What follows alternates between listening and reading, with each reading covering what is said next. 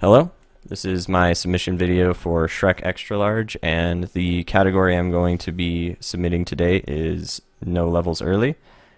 So this game is a platforming game, a 3D platforming game, and it's pretty fast-paced. There's a lot of interesting mechanics to the game, like wall kicking, and there's also some fighting mechanics.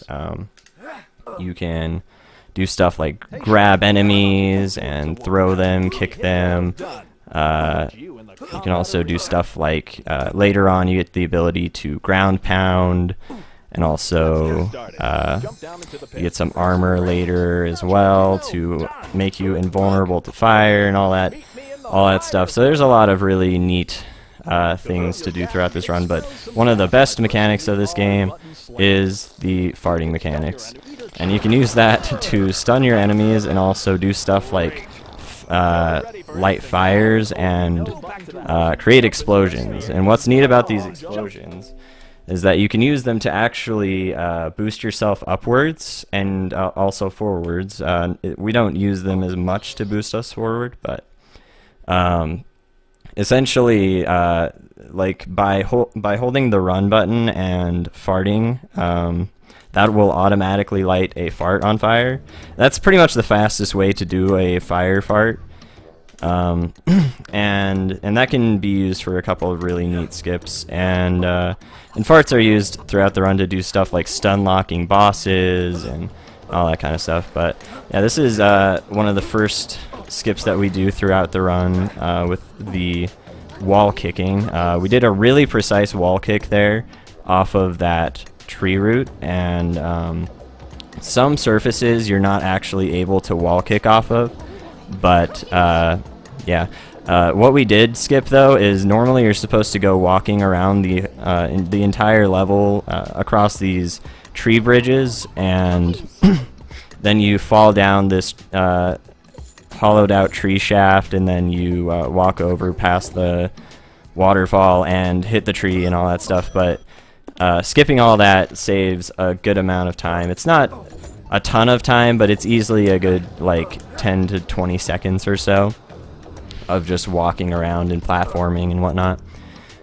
So this is one of the first few uses of the explosion farts that are actually required for quests and stuff. We use that to open up that door, and this whole game, essentially, like the point of this game is to go around doing a bunch of nice deeds for characters around these fantasy-inspired worlds to break down this big evil barrier of like smoke that this evil wizard puts up, and by doing that, you are getting closer and closer to saving Fiona, who at the beginning of the game, there's a cutscene that explains it, but she gets kidnapped in the middle of the night from Shrek's swamp, and Shrek needs to get her back. So that's the point of the game. It's a pretty typical, kind of premise for a first Shrek game. It's a port of the Xbox Shrek game, which was, I think, a launch title for the Xbox, and sorry.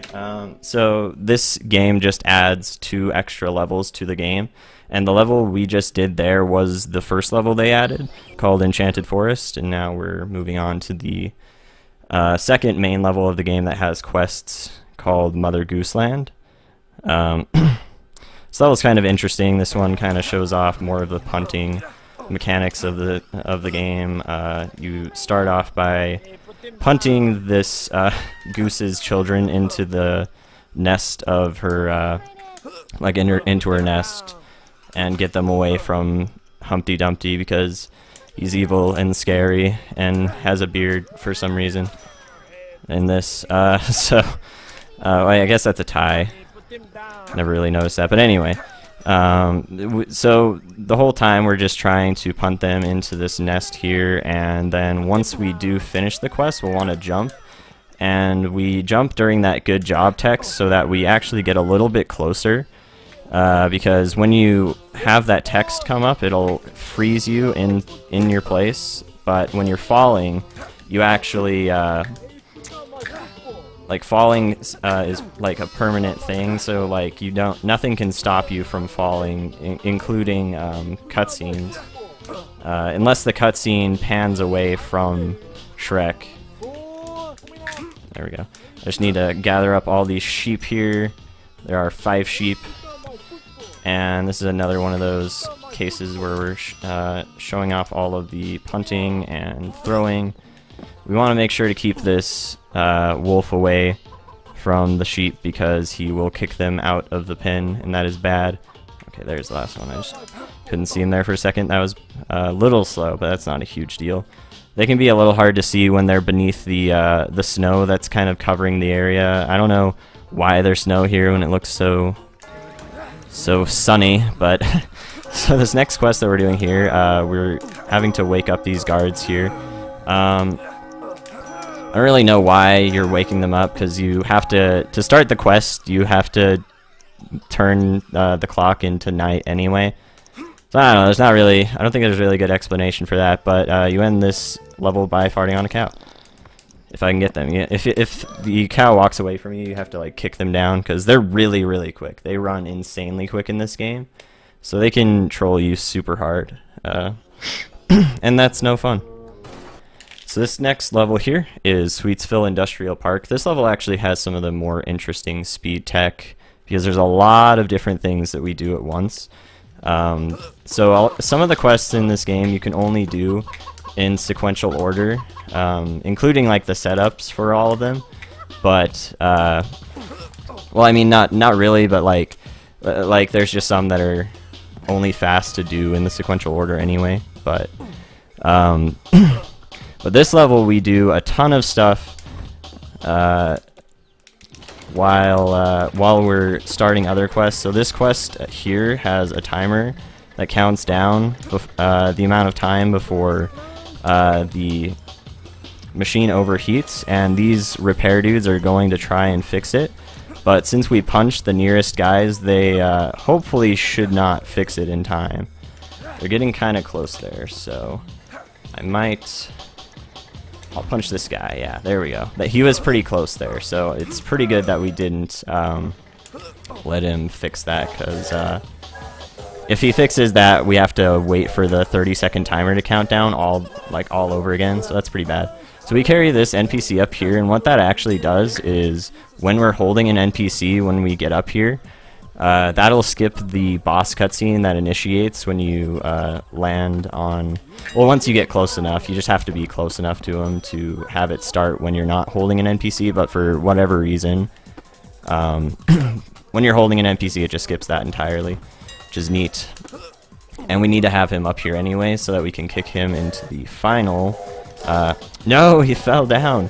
There's a random chance that the NPCs will fall out of your arms, and that's actually how the this one glitch that happens that we actually abuse for any percent, because all NPCs are able to do that, but it's pretty uncommon, so that's why I was a little surprised by that. But we just need to make it to this last one here in time. Nice, we did. So the one thing that we need to do for that quest specifically is hit all of those in just a quick enough time so that none of the repairmen can repair those little steam tubes, because if they get close enough, they'll repair it. And since we didn't actually end up messing around with many of them, we actually only ended up punching like 2 or 3 of them. A lot of them are still kind of strung out through that little pathway, and it can make it pretty easy for them to repair it, so that kind of sucks. But this next level here is called Molasses Sewers. This is another level where we kind of spend the whole level kind of setting up different quests that happen, but the levels only the quests only initiate the actual the quests kind of work in a weird way. Some only actually start and let you start completing them once you've completed another quest, and then others will just let you complete them whenever. But you can still set up for other quests like we're doing now. So the very first quest that we have to do is melting all of these ice cream men. They're men made of ice cream. And yeah, so this is one of the first fart boost jumps that we do there. And since I messed up there, I'm going to have to do it again. Definitely don't want to fall off of that bridge, because that's a little time wasting for sure. But you can do a pretty consistent kick right there. Usually you should be fine if you make it there, but cool, there was no enemy there, so hopefully the scientist doesn't get spooked. Okay, good, that was a really good kick. So, to melt those ice cream men, you can either breathe fire on them or kick them into torches. And that last one is quick for us to kick into the torch, but if we're not quick enough with the kick, then it can be a little bit slower than just grabbing a chili pepper. So we need to get up here and run back to run into these areas to get the area to load back up. And what that'll do is once, if the scientists are standing in their workplace positions that they need to be in, then then it will like it'll do the little ding at the top and add to the score at the top right. So that one that we put in position earlier at the beginning is already there right now. So we didn't need to actually grab him and put him into position there. Alright, so we just need to grab the last one, and then we have one more quest before we fight the second boss of the game out of 3 bosses. And for some reason the 2 of the bosses are right in the middle of the game, and then the last one is at the very end. But anyway, so this is a really neat trick, but the reason why we teleported back to this spot is we're actually supposed to kick this valve first, but the game lets you kick any of the valves in any order, but it does it doesn't give you the extra time when you do kick the valves out of order. So like, nice, I'm done. Need to get back up here. There we go. My bad. So if you do kick them out of order, it doesn't give you the time bonus, but but you can use that little trick to teleport back to that spot and save only about a second or two, really overdoing it the intended way, but still some neat tech. And it's just kind of weird how the valves work, because like specifically if you kick them out of order, they will teleport you to the last valve that you kicked. But if you kick them out of order for the very first one and you haven't kicked the very first valve that's intended, then you do actually end up saving about a second. So it's pretty neat. So this is the Ice Queen. This is the person that Merlin, the evil wizard, actually says kidnapped Fiona at the beginning of the game, but but it turns out that she was double-crossed by Merlin, and she's super trolly and shooting me down right now. So it's pretty annoying, because she shoots these little creatures out of her gun, and she has done it literally 2 or 3 times in a row now. This is extremely trolly and annoying, and the camera angle does not help in here. Alright, I need this fire here to melt her. Alright, that's pretty bad.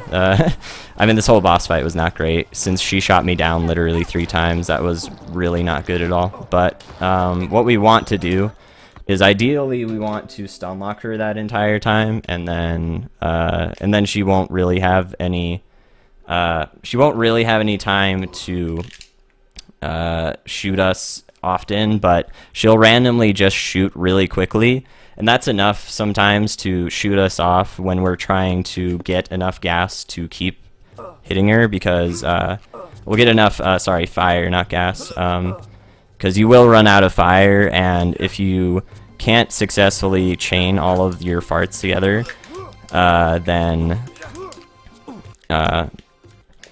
then you need to grab an extra chili pepper. So, and what chaining your farts together, what I mean by that is you can, when you do a fire fart, if you don't have any more fire, if your fire fart is still like on fire like this, we can keep chaining them together to make them explode. So you want to do that over and over again to the Ice Queen, and then that that can stun lock her, and that's pretty helpful. So that's always nice. But this level here is actually the second level that was added to Extra Large. It's called Lonely Mountain, and it's nice. We fell like twice. That's pretty bad. Alright, so Lonely Mountain is definitely the shortest level out of all of them. It just involves doing a couple quests for like for a leprechaun, getting him his cart, his mining cart, and getting him the heck out of here. Where is the next gnome? I think the other gnome is over here, actually. There he is. There he is. So the last quest in this level is to punch gnomes, and they can throw snowballs at their friends to revive them. So you want to make sure to punch them all in time. All right. But that level is super quick. There aren't very many quests to do in that level at all. So this level's kind of neat. This level's called Creepy Crypt. It has one of the only times that we actually use the menu quit and quit to the beginning of the world and start over again. There's some interesting RNG that can happen with these skeletons. The skeleton on the left, ideally you want him to follow you first, but sometimes randomly the skeleton in the middle will will be the one that follow you first instead, and that's pretty bad, just because the skeleton on the left, if he's not the one to follow you first, takes a little bit longer to walk over. But usually it's him. If it's not, it's the skeleton in the middle, and that's only like a good 5-second time waste or so. Either way, the skeleton in the middle wasn't cooperating, though. That's the thing. He started walking away, so that was still not amazing anyway. But so this next level here, we need, next quest, we need to fart on these witches and then kick them. This is actually probably one of the harder things, quests to do really quickly. So you need to turn around to fart on them, and you can't hit the witches in any other way besides turning around and kicking them or punching them. So it's kind of challenging to get them because they're really, really quick.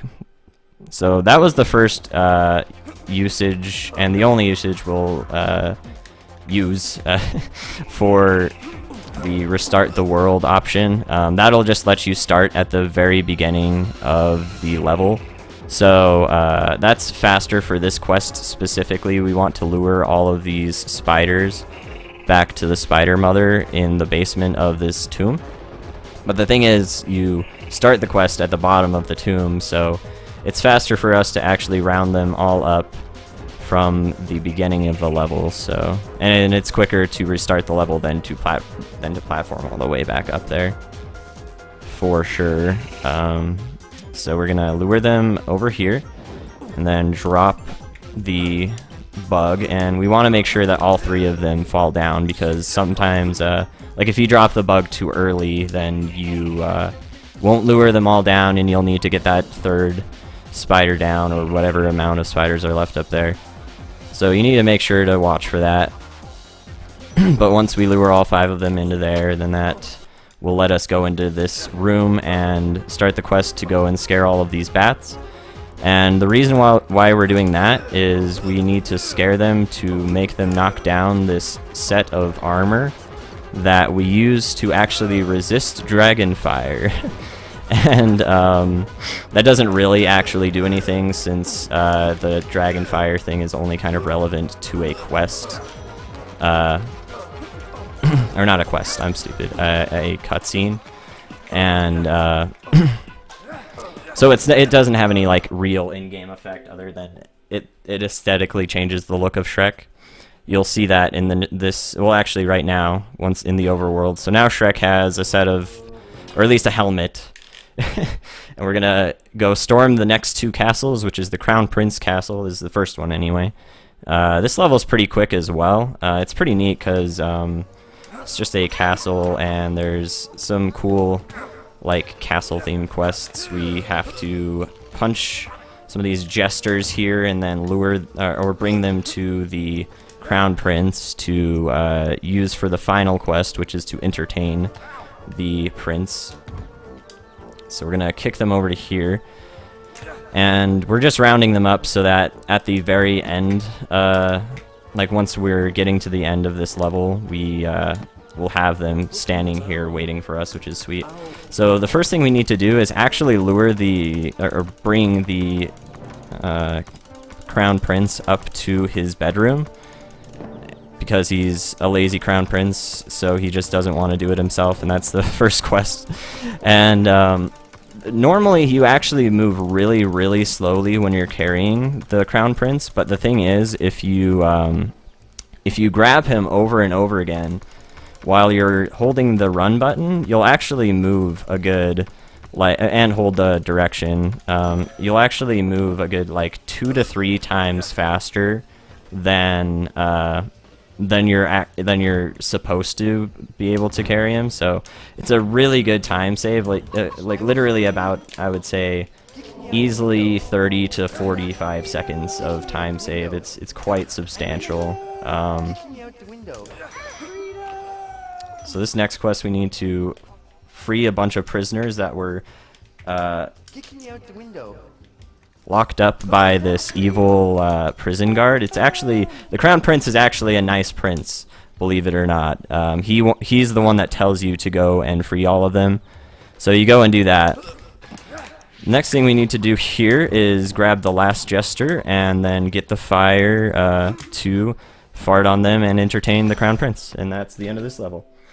And that's why we actually gathered them all up and threw them into that little area, because it's faster to to gather them all up in that one area and fart on them all at once than it is to like go and grab a second or third chili pepper just to individually burn them. Because the whole goal is essentially to burn them with the fart fire. So you can actually light the fire on the torches that are near the prince's throne as well, but it's a lot harder to do well, and you definitely can't get like a good area effect like if you have the chili pepper. So it's a pretty good strat and saves a good bit of time. That was just from a little bit of rerouting that I did, and that was good. I did a bit of routing on this game. I rerouted it, and it, on average, probably saves a good 2 or 3 minutes now. So this level here is called the Blue Dragon's Castle. This level is kind of interesting because you start off having to lure all these little baby dragons to this pool to make them cool off or something. And you need to run around and grab these knights to lure them to the pool. And they can be kind of annoying and trolly, because if they like run off of the edge or something, you have to bring them all the way up and stuff. So they actually cooperated pretty nicely on this, so that's good. One thing we're also doing while we're doing the rest of these quests is we are lighting all these fires, and and what that'll do is spawn a key to let us go into this castle. And that's nice, just because it's pretty much pretty good routing as it is, because the castle takes a really long time to scale up all the way, so we don't really need to get into there until the end anyway. But we're gonna go and finish up the rest of the fires here. We're gonna do a wall kick off of a really small portion of that wall, and then jump up here. Gonna need to quickly light that fire and jump over to this next fire. This next fire holder thing. And nice, we got all 5 of them without any problems, so that's good. We're gonna fall down here and grab the last fish, and we just need to grab these goldfish and put them into the pool so that they can live. They won't be free, but they'll live. And then we're gonna also try and toss them into that pool while we're walking along. So the thing about these fish is they have this animation that's timed like every about like second or so to jump out of your arms, and essentially that will make you drop them. And if you're running along and trying to throw them, you need to make sure to time the throw right after you grab them, because any jump will actually kill all of their momentum forward. So it's kind of neat. But if you time it all correctly, you'll have a lot more momentum in one direction, which is what you want. Ideally, if you are lucky enough, if you time your kicks with their jumps, like your kicks for when you're kicking them onto the cliff above the little hill area, they'll actually land in the pool, and it saves a good amount of time. It's very good if that happens. We're gonna end this quest by farting on a second cow now. And that cow will lead us to the blue dragon, and the blue dragon teaches us how to use infinite dragon fire, which that essentially just gives us infinite fire for this final level here, which is Merlin's Dark Tower Fortress of Pure Evil. This level is kind of trolly and probably the hardest level out of all of them. You have to grab all of these little dynamite cartoon character dudes and use them to explode these doors to get to the end of the level to go and fight Merlin the evil wizard. One thing that's annoying that can happen is if they land up here, you need to like jump and do ground pound animations over and over again to get them to fall down.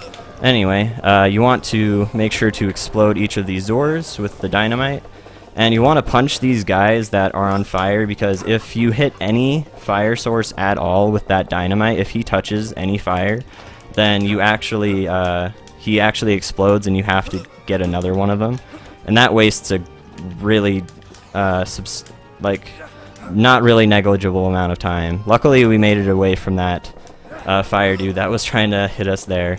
Let's hope we make it here without any issues. We should be fine now. Yeah, we should be fine now that we made it to this door. Once we make it to this door, all we need to do is just not die to the boss, and we should be home clear.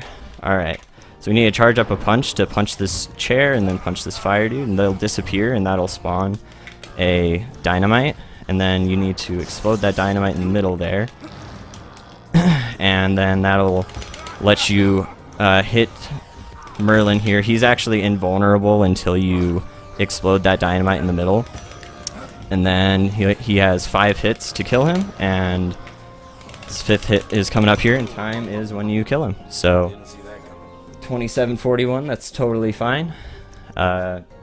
At least for like a no reset run, that's totally decent. We actually saved 8.3 seconds, so emote time save. But yeah, so once you beat the game, you save Fiona, and Merlin's defeated. And yeah, this is the only time you ever see any character that is from the Shrek franchise, besides the magic mirror at the beginning of the game, and like a couple of the still pictures at the beginning of the game.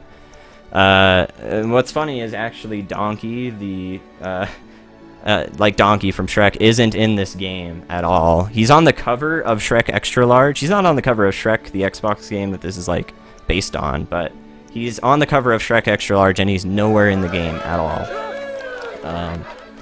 And that's all you see of Fiona, by the way. Fiona doesn't say anything. So essentially this game has very little to do with Shrek. It's just like extra Shrek lore. But yeah, I hope you guys enjoyed the run. It's a really neat, fast-paced run with that requires a good amount of focus to do everything like really well, because to save time on like your PB once you start getting into the sub 25 potential, sub 25 minute potential for your runs. You need to be really precise with wall kicks and whatnot. It's all pretty important, and it can come together to look like a really good run. So it's pretty cool, and it's a fun game to play too. It's very quick and it has a decent amount of gameplay for a 30-minute run, like a run that's on average probably about, I'd say it'd take probably like an hour for the average person to play the game and beat it if they have beaten the game before. Blind, I would maybe say it would take, gosh, maybe only like 2 hours, because it's really not too complicated of a game. But it'll take you a little bit to figure out some things, because there are a couple of quests that aren't the most intuitive.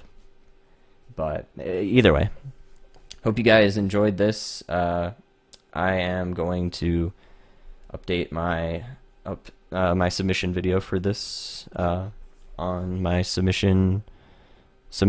So yeah, I'm gonna be streaming in a bit once I just get cleaned up. So I will see you guys, anyone who's watching in stream, in a bit. I wasn't reading chat just so I could focus, so I will be back soon. Thanks for watching, guys.